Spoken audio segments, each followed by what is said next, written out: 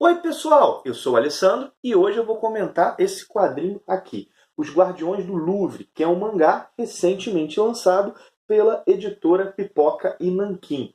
É um mangá no formato franco-belga, ou seja, é bem grandão, né? É no formato de Elric, por exemplo, que saiu pela Mitos, ou então de álbuns como Elfos, sei lá, Black Sad. Está bem mais próximo desses quadrinhos em termos de tamanho do que do mangá, que a gente já está acostumado, compra em banco, as edições especiais que são maiores, mas nunca desse tamanhão aqui. Vale lembrar que, como todo mangá, ele tem a leitura de maneira inversa, né? Em vez de nós lermos da esquerda para a direita, como nós fazemos sempre, né? Assim, ó, nós vamos ler da direita para a esquerda, é o contrário. Isso atrapalha a leitura? De modo algum. Eu estou falando isso porque tem que começar por aquela que nós consideramos a última página. Olha só, isso aqui que é o começo. Mas vamos lá. Antes da leitura desse quadrinho, eu confesso que eu tinha expectativas ambíguas.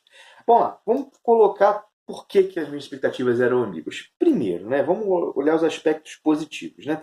Por um lado, nós temos um autor clássico, Jiro Taniguchi.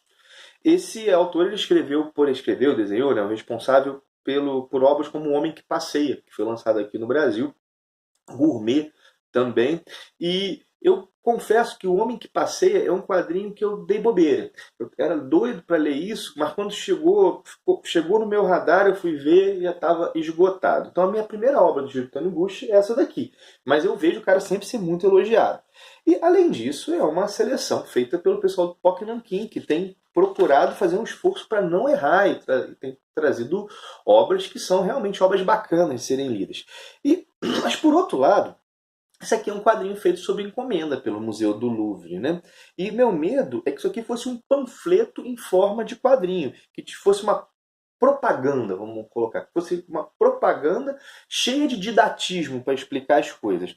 E além disso, eu soube que, embora seja um quadrinho lançado pelo Pock Nankin, a editora foi publicar isso aqui para ser o seu primeiro mangá, porque ela precisa ter publicado mangás para publicar mangás. Isso é estranho, né? Mas os licenciantes japoneses fazem isso.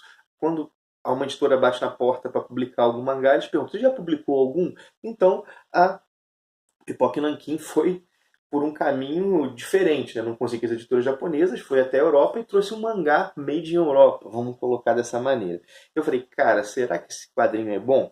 Bom, felizmente a experiência de leitura não foi ruim, muito pelo contrário. Isso foi muito bacana. O Jiro Taniguchi, ele não produz um panfleto, tá longe disso. Ele produz um álbum que tem algumas passagens de beleza tocante, sabe? Há várias referências aqui no Guardiões do Louvre, é óbvio, né? À história da arte. E tem um glossário no final, que o pessoal Pipoca colocou, que ajuda muito bem a contextualizar certas passagens para a galera que não conhece. E eu acredito o seguinte, que quanto mais a pessoa manjar de arte, conhecer a arte, história da arte, especialmente a pintura, mais ela vai apreciar Guardiões do Louvre e os detalhes espalhados pela obra. Além disso, estava pensando, acho que um bom professor de arte pode usar isso aqui como um material muito bacana em sala de aula, de verdade. Não é um livro didático, mas é um livro que pode ter um uso didático bem interessante. Né? Mas é o seguinte, o Guardiões do Louvre não tem valor só por aquilo que ensina, até porque o quadrinho não faz questão de ensinar. A arte está lá, está posta, é toda hora a referência a clássicos da pintura e tanto a arte quanto o museu, quanto o Louvre, são experiências que o protagonista vai fazendo. Ah, além disso, assim, bom, não vale só pela mensagem. Então vale por que mais? Não vale só por aquilo que ensina, né? Mas vale por que mais? Vale pela história que conta, que é uma história que é bonita, mas que tem uma pitada de tristeza. A pessoa vai perceber isso ao chegar ao final. E tem também heroísmo. E o heroísmo fica na conta de um personagem histórico que eu não conhecia, que era o responsável pelo, pelo Louvre, pelos museus na França durante a Segunda Guerra Mundial, e ele esvaziou o Louvre, tirou as obras de arte do Louvre antes que os nazistas a pegassem.